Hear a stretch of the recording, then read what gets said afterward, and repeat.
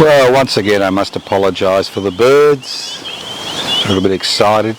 I think there's a bit of rain coming, we're not sure. And the wind. Two things we can't control. But there are things we can control. And I'd like to look at the news cycle. What is news and what isn't news?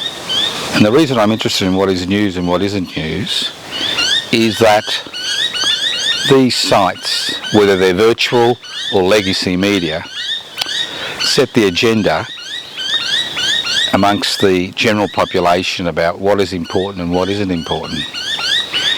Over the last few days or last week or two, we've been regaled with the stories of the internal spats in the House of Windsor, which I'm not particularly interested in one way or another. But it's become news. So what drives the news cycle? Because that's what it is. It's a news cycle. It's a caravan. It's a caravan winding its way through the community, occasionally picking a topic which it thinks is newsworthy. Now we need to remember that in Western society that most news organisations, whether they're virtual, Facebook, Google, and the list goes on, or other search engines, or whether they're legacy media like the Murdoch Empire, newspapers, radio, television, are based on the principle of private investment for private profit. And their main task is to get eyeballs. That's right, to get your eyeballs onto their site. The more eyeballs you get on the site, the more advertising you can sell, the more money you can make. And that's why in the virtual world we have what are described as influencers. People who have a lot of eyeballs on their site, who get paid for that privilege by that particular search engine. So the first thing is that what is newsworthy is not determined by its importance to the community, but is determined by what will get the most eyeballs on that particular site. And that's why we've seen, as far as the virtual media is concerned, the rise of ideologies and concepts and ideas which have no relation to the facts before us. Then you have the dilemma of those corporations and businesses which invest heavily in advertising having an impact on the way their behaviour is reported in the media. Now obviously in a dictatorial state like in Myanmar and other dictatorial states around the world, what we see is that the state moves into the business of creating news. So what doesn't suit their agenda on that particular day, maybe there's a strike or a mass protest somewhere in China or Myanmar or Russia, doesn't make the news. It's not newsworthy because they don't want those ideas to filter out into the population. Look at the House of Saudi in Arabia and the type of news which is reported there. Then you've got religious autocracies where if you make certain statements you're accused of blasphemy and can find yourself in jail if not executed. So news is a product of the type of society you find yourself in, and it is manipulated in such a way as to suit the ruling clique or class in that society. Even in the West, we have this underlying assumption that private investment for private profit capitalism is the only way forward. It's the foundation stone, private investment for private profit. And when you have large news corporations, whether they're virtual or legacy, which dominate the dissemination of information and the dissemination of opinion, you begin to understand what's happening. Because there's been a major transformation in news gathering. It's not about news gathering, it's about opinion. It's about inflaming passion in the community. It's about having, in the old days, having the headline which would grab your attention and lead you to purchasing that newspaper. It's the same on the internet, Facebook, Google, other search engines. It's the same on radio and television. And if you look at the free-to-air television which is served up to us, and the advertising which accompanies it, you can see that it's not the issues that matter, it's about how much smoke and fire you can create, how you can manipulate people's emotions so they think, oh, I should watch this. And the more viewers, the more advertising revenue, the more payback to the shareholders and the owners of those corporations. So news is not value 3. This YouTube presentation is news. It's not value 3. I never pretend it's value 3. I mean, this YouTube channel, Public Interest Before Corporate Interest, is about creating a climate where people believe or want to change what's happening, and bringing people together in an organisation and political party which may have an impact on what's happening in society. For example, let's look at the question of 1.2 million people children living in poverty in this country. That's about 4% of the population. That's just the children living in poverty. Let's look at the situation, what's happening. We've seen the Australian Financial Review, an august paper which has been around now for 70 years, and the Smith Family, a privately owned charity which provides scholarships and mentoring to Australian children who find themselves in poverty, who can't access what's laughingly described as free education in this country, coming together to provide resources to some of these children, not all of them, some of them. Now, this is news. This is profound news, which affects 1 in 5 families in this country. This is profound news, that we have 1.2 million children living in poverty in this rich country, resource-rich country. It is extraordinarily profound news as far as I'm concerned, but it never is the headline. Occasionally, there'll be pieces about private charities doing what they can in this space. Then there are headlines about, things, how horrible things are. But they drift away. Within 24 hours, it's old news. It's no longer interesting. It's no longer important. The caravan moves on. The news caravan moves on, looking for the next situation that can be exploited in order to increase the number of eyeballs on that particular site to maximise profits, or, in a totalitarian country, provide a summary of what's happening in the country which has no relation to the reality on the ground. That's what news is. So public interest before corporate interest has been formed to stop that caravan, to actually stop the caravan. The news caravan travels and never stops. It's like a movie that never stops. You're sitting there, you cry, you laugh, but nothing changes outside the confines of the caravan. It continues on its journey. It is there to entertain you. That's its basic function. It's entertainment. It's not about challenging the status quo.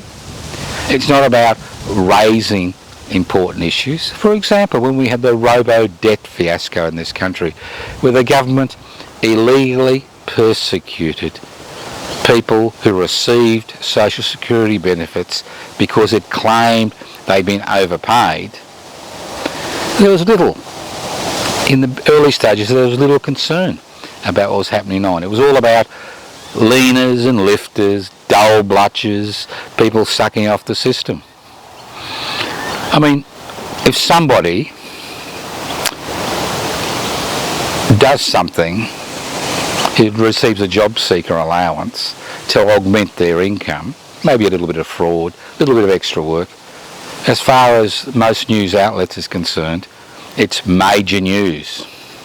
But when major corporations use JobKeeper payments, which they've been given by the government, which they don't need, and keeps those payments, and we're talking about tens of millions of dollars and hundreds, if not thousands, of organisations in this country, keeping that money, it's not news. It's not front page news. It's mentioned, but it's not front page news. We say we have a free press. Well, we don't have a free press.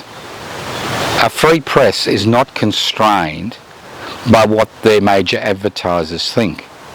A free press does not rely on getting eyeballs on that particular channel or that particular platform in order to survive. A free press is not controlled by a small number of shareholders or individuals who use that platform, as we see with the Murdoch empire time and time again, to cement their financial position in society by putting pressure on governments to pass legislation to suit them. Now, a lot of people who work, professional journalists, in inverted commas, professional journalists, and also citizen journalists, somehow think that news is what happens today. Obviously a fire is news. Major bushfires were news a year ago in this country. But the debate surrounding the reason behind those fires was buried because it's meant to reinforce the status quo. News is about analysing, reporting. One, reporting what's happening on the ground, and two, analysing what's happening on the ground. And that's what these YouTubes are about. It's about analysing what's happening on the ground. I mean, it's extraordinary. We live, 25 million people, on a resource-rich continent.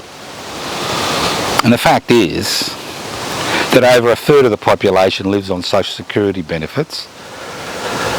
Another about 60% or 58% is part of the wage slavery, where they sell their labour for a wage in order to pay their basic necessities.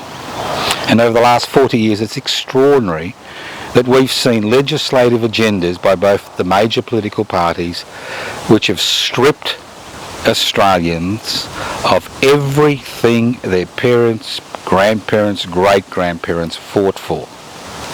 Let's not forget it's only 200 years ago that children as young as 4 worked in woolen mills and coal mines in what was described as the greatest country on earth, Great Britain. Let's not forget that in Australia, what happened to this country's First Nations people has been buried for so long that many Australians believe it never occurred. Let's not forget the furore which erupted after the 3rd of June 1992, when the High Court found that Indigenous Australians had rights to land in law because of their prior occupation of this land. Let's not forget that there will be people going hungry today, that people will be asked to live on less than $300 a week, that the basic wage is less than $20 an hour. Let's not forget that most people are spending most of their waking day working in order to pay a mortgage or pay rent. Anywhere between 30 to 60% of a person's income goes on rent payments or mortgage repayments, and with the current bonanza in lending for housing, which has skyrocketed housing prices across the country, it's becoming much more and more difficult for people to even access the both basic necessities. And let's not forget the fact that the idea of public housing has been ground into the ground. We no longer talk about the public, the many. It's all about the few. It's all about those that own the means of production, distribution, exchange and communication. And that's what the news process is about. It's about putting their interests before the interests of the many. It's about protecting their entrenched power. It's about protecting them from the community in general. It's about ensuring that people are diverted on a daily basis on things which are really not important. Who won the football? Who won AFL? Who won rugby league? The fact that there's women football and women cricket. It's supposed to be a huge news issue. The fact is, this is entertainment. It diverts people's attention. In the past we had religion in this country. Now we have sport. Now obviously sport is an inclusive occupation, and it brings people of different races and cultures and abilities together. But in terms of the way it is structured in the professional leagues, it's all about getting eyeballs on a particular platform to maximise revenue for those people who own the rights to broadcast those sporting features. And let's not forget that in this country, although many clubs belong to the members, many other clubs are privately owned by individuals in A-League soccer, in basketball, in one or two clubs in the AFL, and the list goes on and on. So sport itself, which takes up to 30 to 40% of news content every day, is inconsequential when compared to what could be done in the society if we were in control of our resources. We are a resource-rich country. It's extraordinary that we'll rely on peppercorn royalties and voluntary taxation from a mining sector which continues to create billionaires at an ever-increasing rate, but not raising questions. Why shouldn't these resources belong to us? Why can't we take back these resources without compensation? Why can't we follow the Norwegian experience, where their wealth fund, which now has over $1 trillion for 4 million people, was created by them exploiting their own resources or subcontracting other people to exploit them on their behalf and then paying back a reasonable amount of money. So these are the questions we should be looking at. You won't find these questions examined in the news caravan. The news caravan is about the ephemeral. It highlights the ephemeral nature of society. It's about irrelevant issues. It has very little to do with the type of society we are and the type of society we can become. Think about it next time you watch a news program, a supposedly value-free news program, whether it's in the corporate-owned media or even in the government-gelded ABC.